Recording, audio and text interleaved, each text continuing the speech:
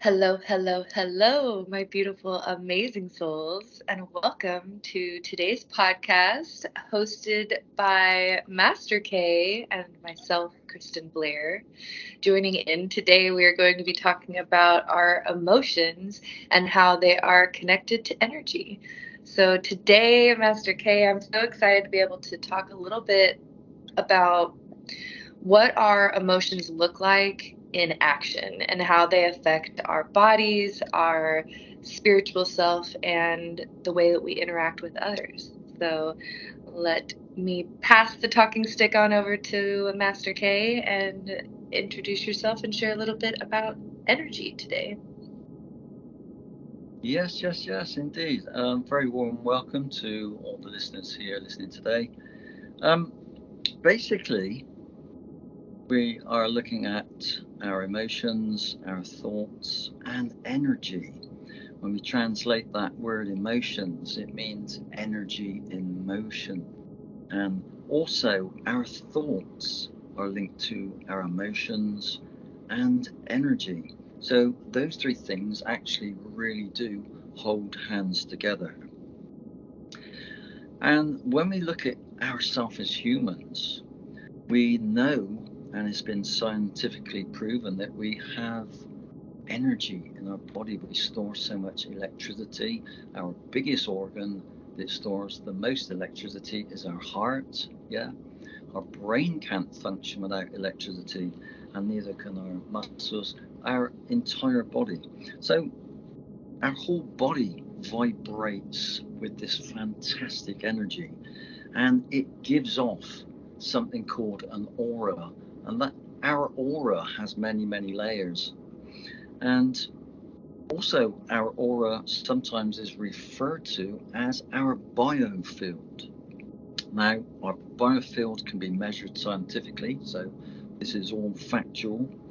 Our thoughts and our emotions that we dwell on create our vibrational energy that also interacts with our aura.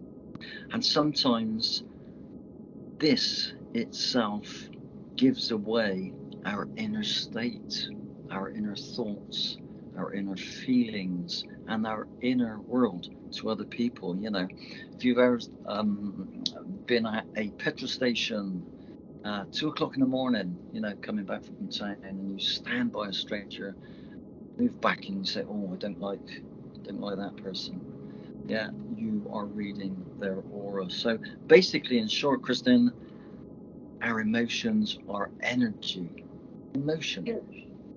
So when I think about energy as emotions, I'm thinking now about these trapped energies that we get whenever we experience emotion. So if we use the guy at the gas station, for example, maybe just before he arrived, he got into a bit of a tiff with his partner. And so he's, rather than going out and expressing these emotions and allowing these emotions to be moved in an appropriate way, he more than likely bottled them up and put them in a jar and said, right, I'm going to go to the gas station and deal with this later.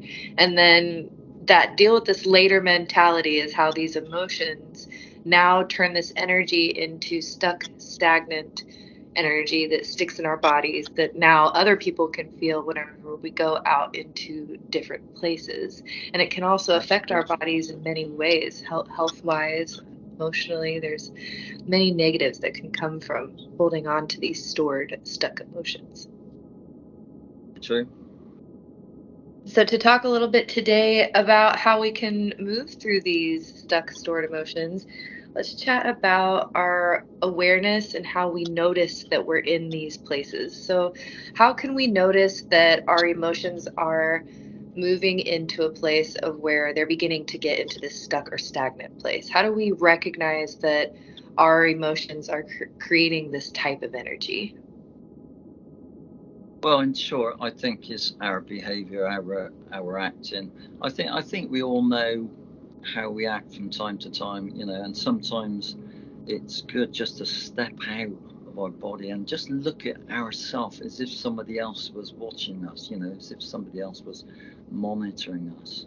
You know, we already know that our mind helps our thoughts to become real. Yeah. So thoughts create things. We know this. Yeah. It's as simple as manifestation. You know, if we dwell on something, the mind tends to think, oh, that's very important to that person. I'll help them remember it faster. So it's just basically being aware of yourself. Maybe we've upset somebody that day, and it's not really in our personality to do that, you know.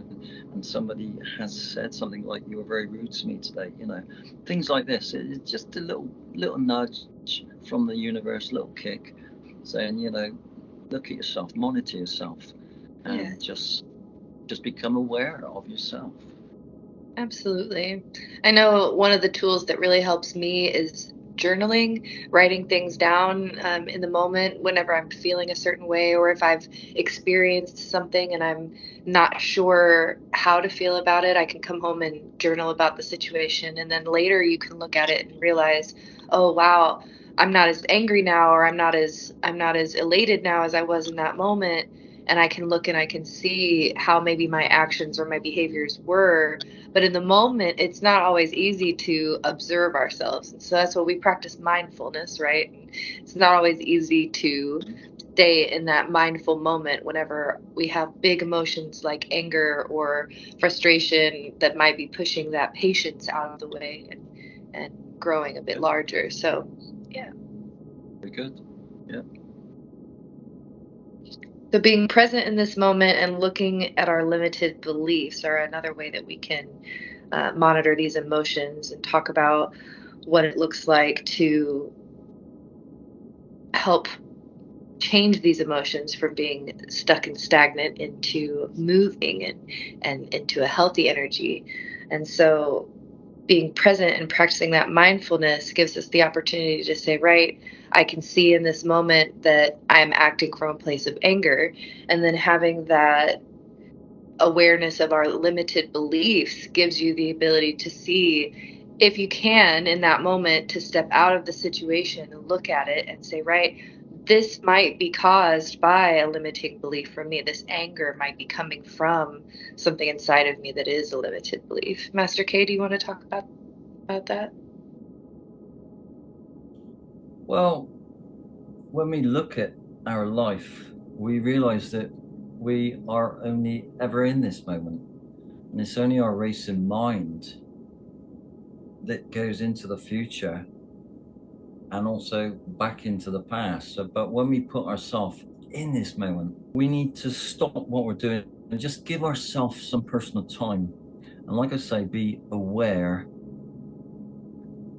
of our thoughts and our emotions and just put ourselves in present time, you know, set some aside a time just to sit down and monitor yourself.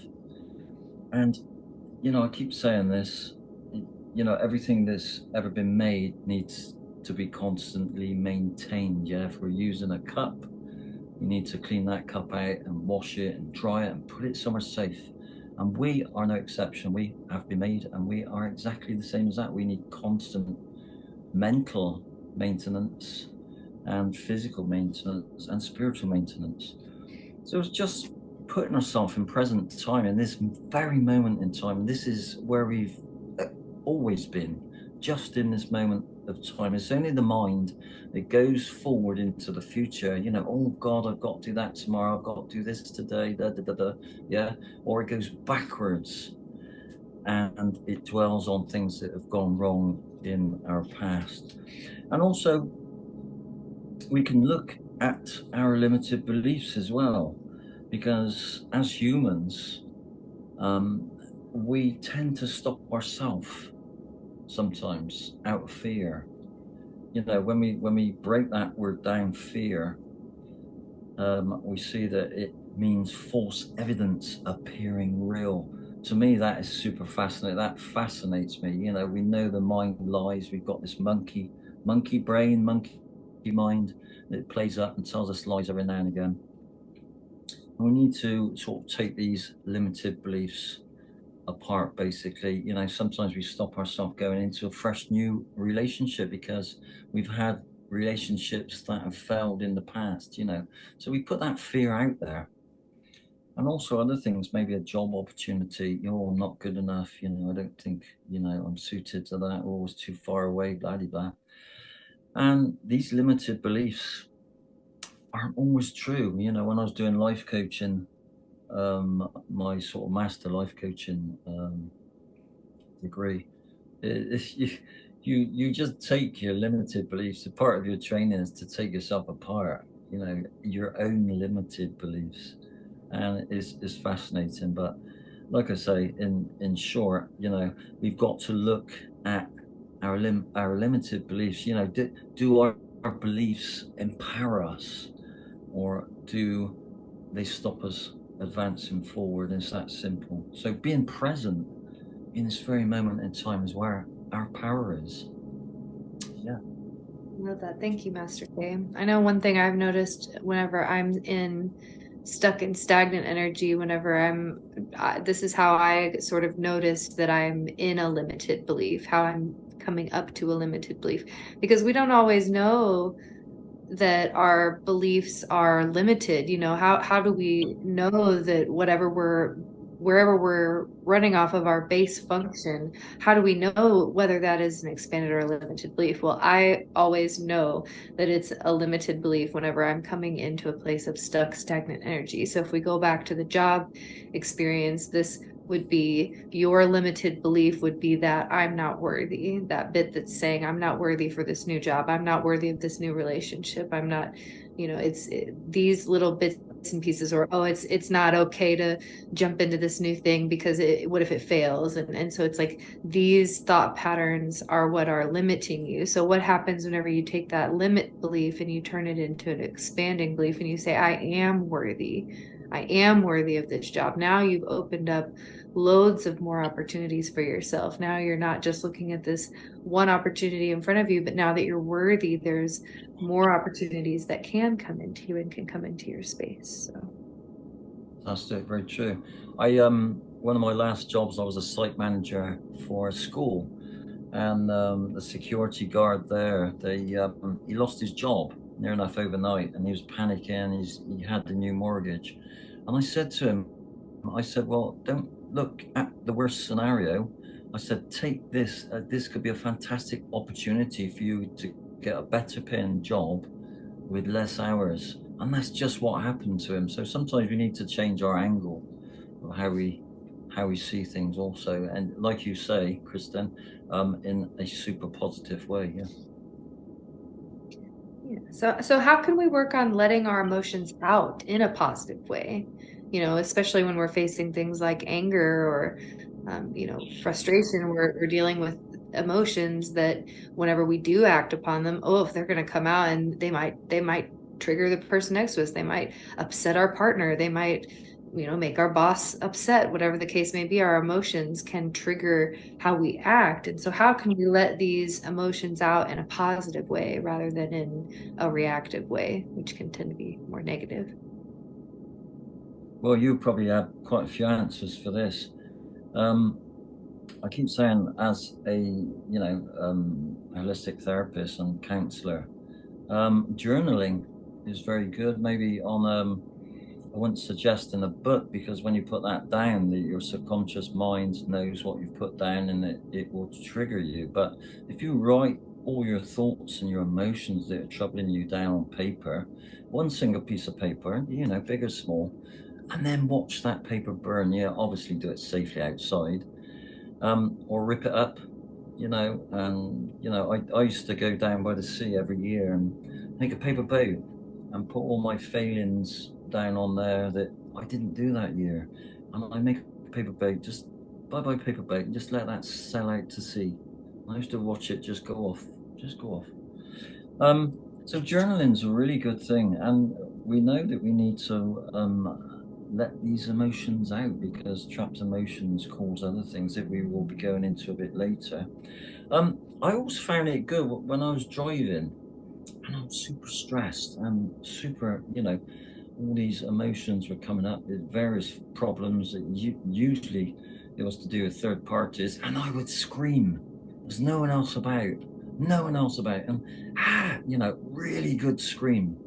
And that can help sometimes. Some people they go to kickboxing club. You know, I've done martial art. I'm doing it like all my life. But I've done that to get rid of my trapped emotions and things that were inside of me to heal, you know, as a form of healing. So any sport that will wear you out, your body, and you've got to remember these emotions. You know, we got adrenaline, and sometimes that trapped adrenaline's got nowhere to go at all. So it's good, you know, maybe jogging or something. And I'm sure you know a few other I think things, you know, more.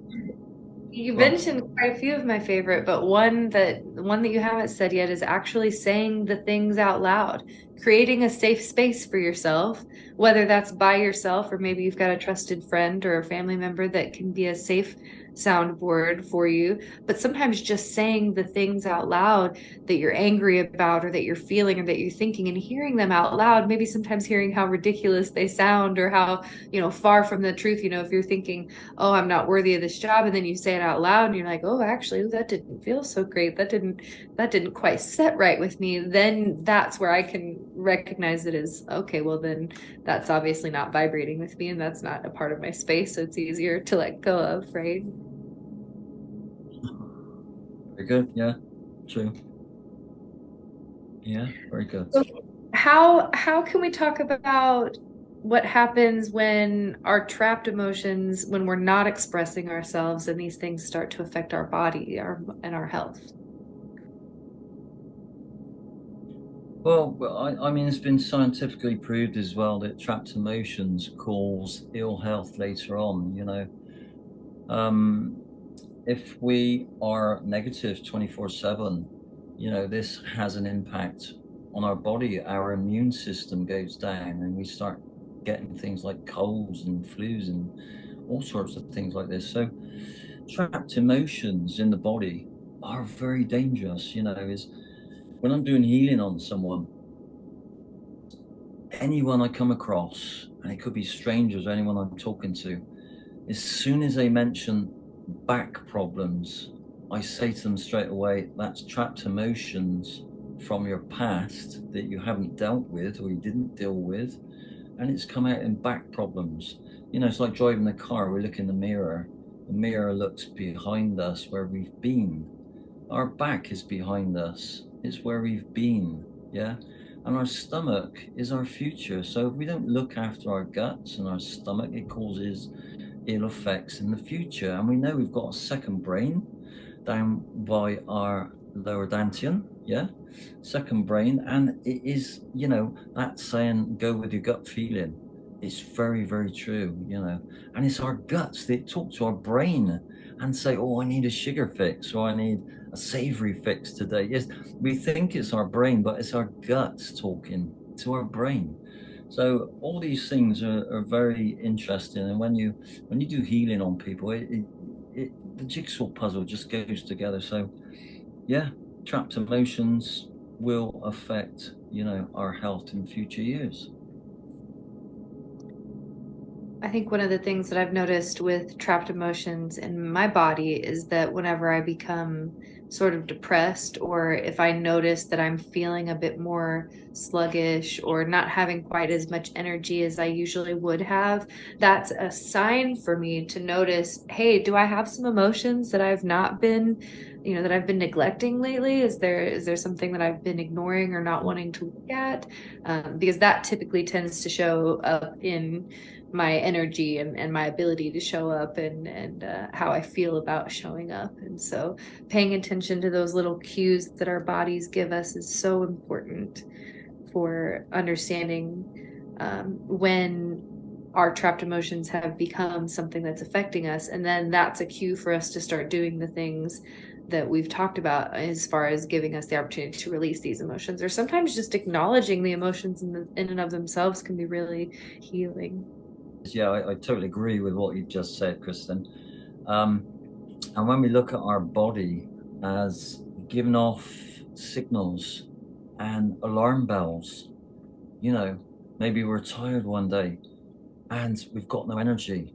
That's an alarm bell. Maybe we need to go to bed, you know, earlier. Maybe we need to eat the proper stuff instead of junk food. You know, maybe we don't need to stay up so late watching watching things on TV or something like that, the alarm bells go off all the time, all the time, all the time. So it's like you say, I'm just agreeing with you.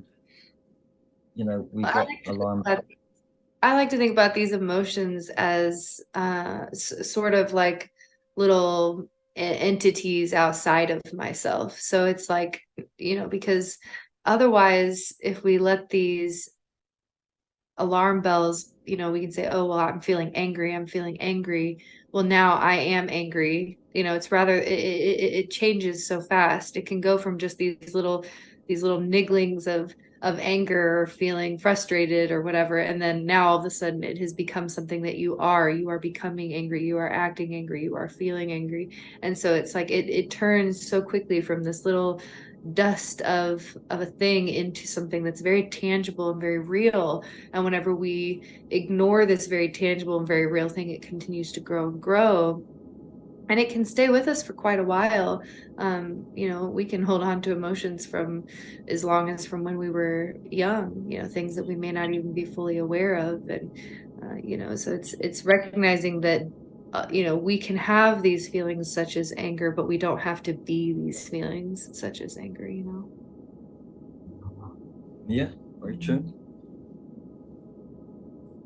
So, how can we work on rewiring our brain and retraining our minds to thinking positive thoughts, to going from I am not worthy to I am worthy? What can we do to sort of navigate redirecting that process?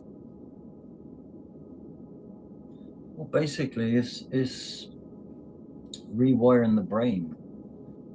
We take in trillions and trillions and trillions of thoughts and senses every millisecond, and the mind can't cope with storing everything because we'd all have a nervous breakdown. It's why we go to sleep, the rest of the mind. We've got something called RAS, reticular activating system, in the brain, and what the mind thinks is important to us, the mind will keep bringing up faster and faster and faster. So if we're dwelling on the negative or down, or even our wording, oh, I'm always tired, the mind clicks in, oh, I'll help him, I'll help her, she's always tired, I'll make her feel more tired. I've never got any money. So just by watching our words, we can retrain our mind, because as humans, we all say the wrong things out loud, and those things go out back into our own ears. We then get limited beliefs on ourself. Yeah. And also something else, everything's a vibration. Our words are bond with the universe, and those vibrational words go out and come true. We manifest it. We might manifest it accidentally in a negative way. So there's a lot of things we can do, and you know about this. Affirmations we can also do. Fantastic. I know you're an expert on this. Coaching, maybe looking up to a life coach or some type of coach, a very spiritual teacher. I've got quite a few coaches I look up to, Eckhart Tolle and other people. Our friends, what's our friends? Years ago, I've done away with all my negative friends. Yeah, all the ones with, they were just so negative and draining. I just didn't want to be around those people. The programs we watch, lots and lots of different things we can retrain and rewire the brain quite easily, but we need to stick to it. Yeah, Yeah. absolutely. It's that repeated action. I've watched studies where they've actually looked at the brain and they've seen the layers whenever they're creating new pathways. So whenever we are going from one train of thought to a new train of thought, we have to create a new pathway in our brain for our thought to now go down that new path. And it's literally slow and painstaking as this little tiny pathway starts slowly growing and growing and growing. And the energy has to continue to choose to go down that new pathway as bypassing the old pathway. Eventually, the old pathway will die off and go away, but you have to make that conscious thought, that conscious effort to continue to rebuild that pathway to allow it to be strong, so that it can become something that's now more natural to you, rather than immediately thinking I am unworthy. Now maybe you're going to start to think I am worthy, and it'll continue to grow from there. So yeah. Beautiful, Master K. Yeah, absolutely. Do you have any final thoughts you would like to add for today's podcast? Yes. Something I was thinking of the other day, and it's a quote from Albert Einstein, and we've all heard this quote: energy cannot be created or destroyed. So energy hangs around forever. And it's funny because I talk to a lot of people, a lot of clients, students, spiritual friends, spiritual coaches, spiritual teachers, and I just want to name two experiences from two very good spiritual teachers. I'm not going to name their names.